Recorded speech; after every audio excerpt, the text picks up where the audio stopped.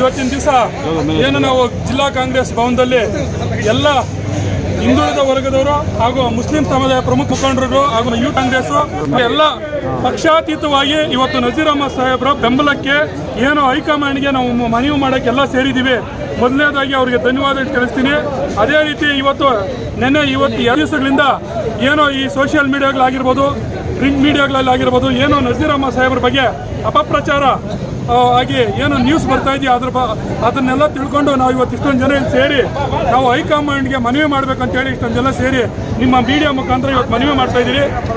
ನಜೀರ್ ಅಹಮದ್ ಸಾಹೇಬರು ಸುಮಾರು 40 ವರ್ಷದಿಂದ ಕಾಂಗ್ರೆಸ್ ಪಕ್ಷದಲ್ಲಿ ಸೇವೆ ಸಲ್ಲಿಸ್ಕೊಂಡ್ಬಂದಿರುವಂಥ ಒಬ್ಬ ನಿಷ್ಠಾವಂತ ಕಾಂಗ್ರೆಸ್ ಕಾರ್ಯಕರ್ತರು. ಅವರು ಹಿಂದೆ ಚಾಮರಾಜಪೇಟೆಯಲ್ಲಿ MLA ಆಗಿದ್ದಾಗ, ಬಿನ್ನಿಪೇಟೆಯಲ್ಲಿ MLA ಆಗಿದ್ದಾಗ ಅವರು ಫಸ್ಟ್ ಟೈಮ್ ಮಿನಿಸ್ಟರ್ ಆಗಿ ಅವರು ಸರ್ವಿಸ್ ಮಾಡಿದ್ದಾರೆ. ಮತ್ತು ಇಲ್ಲಿ ಕೋಲಾರಲ್ಲಿ ಅವ್ರದೇ ಆದಂಥ ಕೋಲಾರ, ಚಿಕ್ಕಬಳ್ಳಾಪುರ ಈ 3-4 ಜಿಲ್ಲೆ ಅವ್ರದೇ ಆದಂಥ ಒಂದು ಶಕ್ತಿ ಕಟ್ಟಿದ್ದಾರೆ. ಅವರು ಮುಸ್ಲಿಂ ನಾಯಕರು ಹೌದು, ಹಿಂದೂ ನಾಯಕರು ಹೌದು. ಅವ್ರನ್ನೇನಾದರೂ ನೀವು ಈ ನಮ್ಮ ಮೀಡಿಯಾಗಳಲ್ಲಿ ಹೇಳ್ದಂಗೆ ಅವ್ರನ್ನ ರಾಜೀನಾಮೆ ತಗೊಳ್ಳೋದು ಆ ಥರ ಏನಾದರೂ ಮಾಡಿದ್ದಾದರೆ ಈ 2-3 ಜಿಲ್ಲೆಗಳಲ್ಲಿ ಪಕ್ಷಕ್ಕೆ ವಿಪರೀತವಾದ ಡ್ಯಾಮೇಜ್ ಆಗ್ತದೆ ಅಂತೇಳಿ ಈ ಸಂದರ್ಭದಲ್ಲಿ ನಾನು ಹೇಳಕ್ಕೆ ಬಯಸ್ತೀನಿ.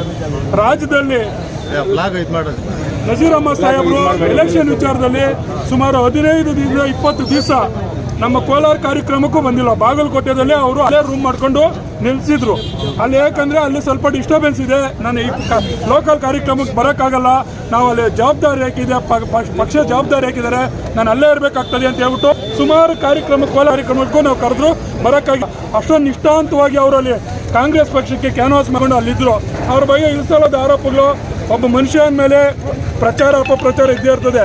ಇವತ್ತು ಅವ್ರ ಮೇಲೂ ಯಾರ್ಯಾರು ಅವ್ರ ಮೇಲೆ ಏನೇನು ಅಪಪ್ರಚಾರ ಮಾಡಿದ್ರು ಅದೆಲ್ಲ ಸುಳ್ಳು. ಈ ಸಂದರ್ಭದಲ್ಲಿ ಸುಳ್ಳು ಅಂತೇಳಿ ಅವ್ರನ್ನ ಯಾವುದೇ ಕಾರಣಕ್ಕೂ ಈ ಪಕ್ಷದಿಂದ ಕೈ ಬಿಡಬಾರ್ದು. ಮತ್ತು ಅವ್ರ ರಾಜೀನಾಮೆ ಕೊಡುವಂಥ ಪ್ರಸ್ತಾವ ಈ ಸಂದರ್ಭದಲ್ಲಿ ಅಂತೇಳಿ ನಾನು ಮೀಡಿಯಾಗೆ ಮನವಿ ಮಾಡಿದ್ದೀನಿ.